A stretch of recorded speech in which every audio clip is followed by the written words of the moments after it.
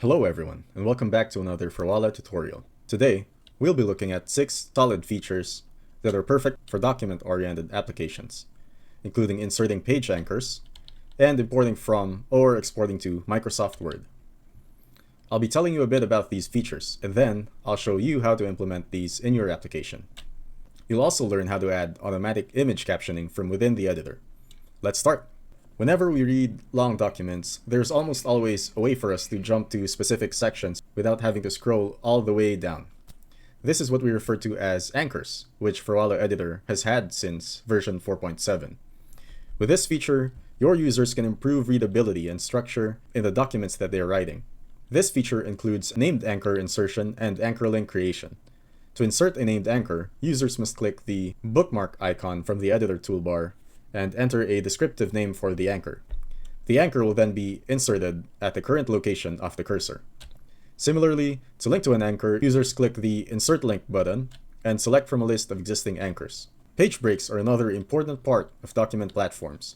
These refer to markers that tell document interpreters which content belongs to which page. In essence, it's responsible for separating content between two pages in a document. Like named anchor insertion, page breaks also came to Froala in version 4.7. This feature allows users to insert page breaks into the editor, helping them create print-ready or export-ready content. Users can add page breaks by clicking the page break button from the toolbar. This will create a horizontal and non-editable marker right where the cursor is. These breaks are non-editable to prevent users from accidentally removing them, but they can delete them by selecting the page handle and using either backspace or delete. Professionals who usually use both web-based editing platforms and Microsoft Word often have to switch between the two to transfer existing work. The issue here is that most of the time, content doesn't get preserved. Froala's Export to Word feature, available from version 4.7, lets your users transfer their web content into MS Word documents while preserving text formatting, images, tables, and styling. Additionally, it supports multiple languages and character sets, so your users won't have to worry too much about compatibility with international standards. So users looking to export content from Froala Editor to MS Word need only click the Export to Word icon in the toolbar. Aside from exporting to Word, professionals who use multiple platforms also frequently need to import from Word back into the editor. With Froala version 5, your users can do that as well. Like the Export to Word feature, this lets users switch between web-based editing and Word editing without ruining formatting, styling, and structure. To get started, users click the Import from Word button from the toolbar. Then, they either select their .doc or .docx file from the File Explorer, or even easier, drag and drop Word files into the editor. Code blocks or code snippets are an important part of any documentation where coding is involved. This feature allows readers to see lines of code more clearly and separately in a document compared to just having the code in plain text format along with the rest of the text. Froala Editor version 5 introduces syntax-highlighted code snippets, which further ramps up the readability of code blocks in web content.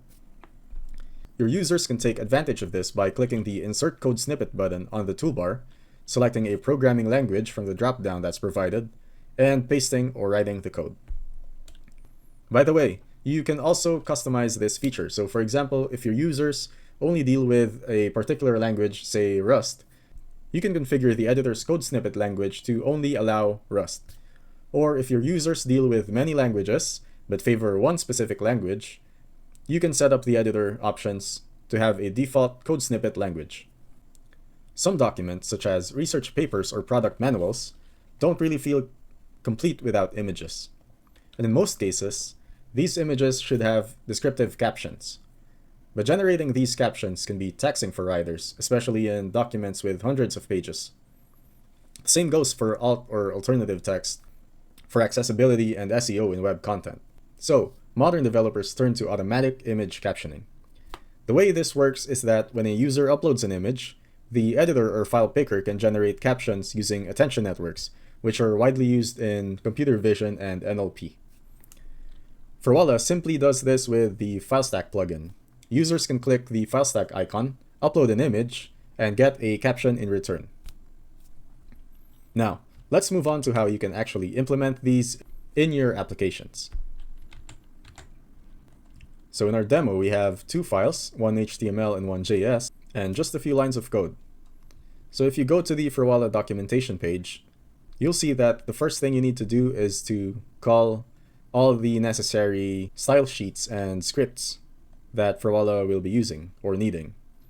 So these include the link to anchor plugin, the export to Word plugin, the Filestack scripts and style sheets for image captioning, and several other dependencies. So once you get all the libraries and dependencies that you need, just declare an element in which you want to initialize the editor. So in this case, we have a div element here with the ID editor. So moving on, let's go to our JavaScript.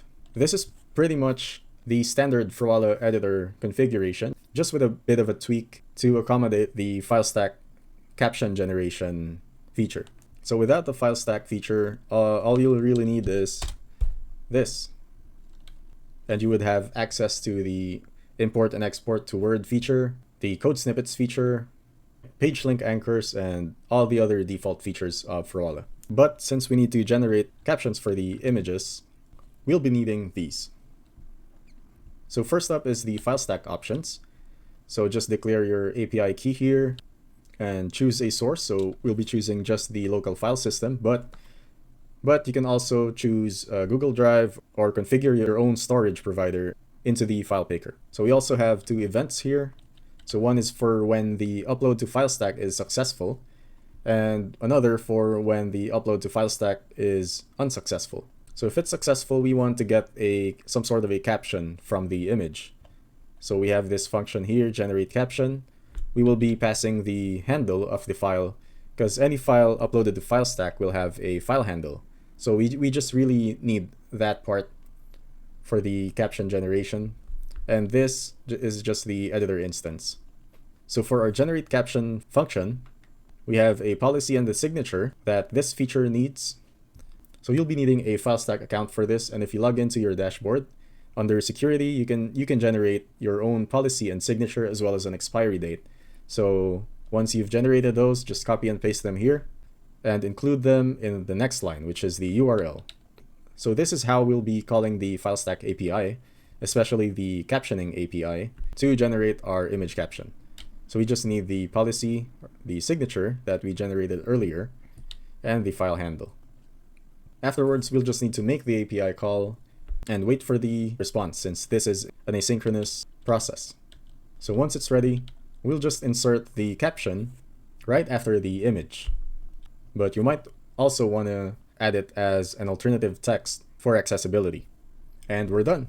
6 powerful features in a few lines of code. Let's see how they actually work with this demo that I've prepared for you.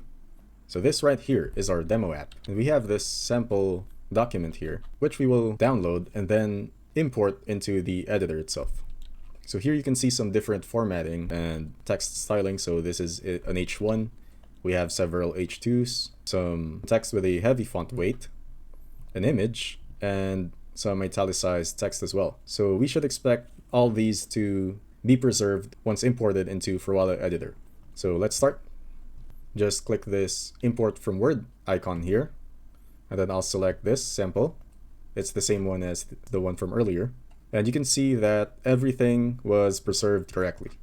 So we have the same H1, the several H2s, the bold text, and the italicized text as well.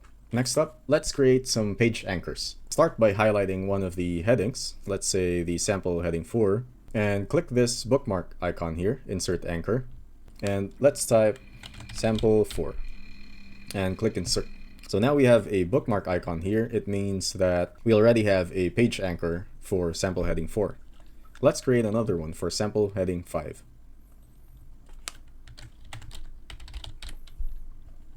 So now we have 2 anchors. Now, for example, we have a table of contents at the beginning. So let's just add sample heading 4 and sample heading 5. So we want to create a link to the anchors that we inserted earlier. So just highlight this, click the insert link button, and you can see that the sample 4 and 5 anchors are already automatically included as options for the URL. So let's click sample 4 and insert, and let's click sample 5 for sample heading 5. So if you highlight this or if you click on this, you can just press this button to scroll you to your target. So like that.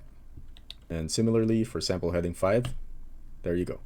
Next up, we have page breaks. So let's say you want to end your first page after sample heading 3.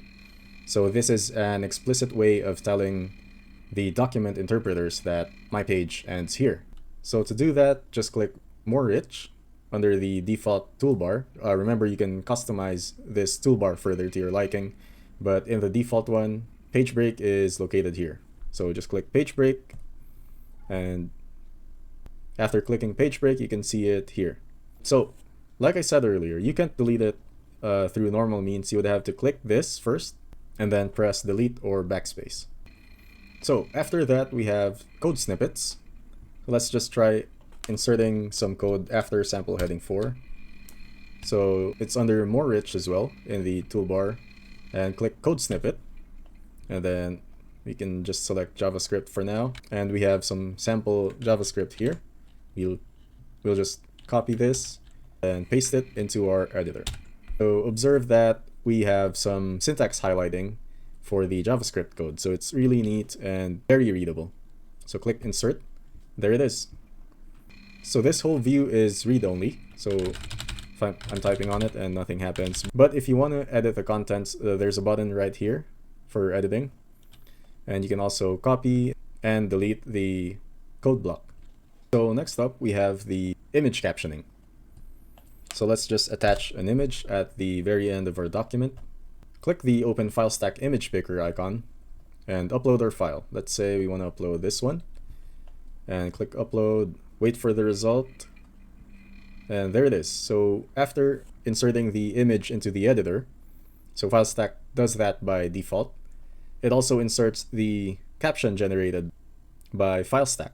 So it says here, a tall building in a city.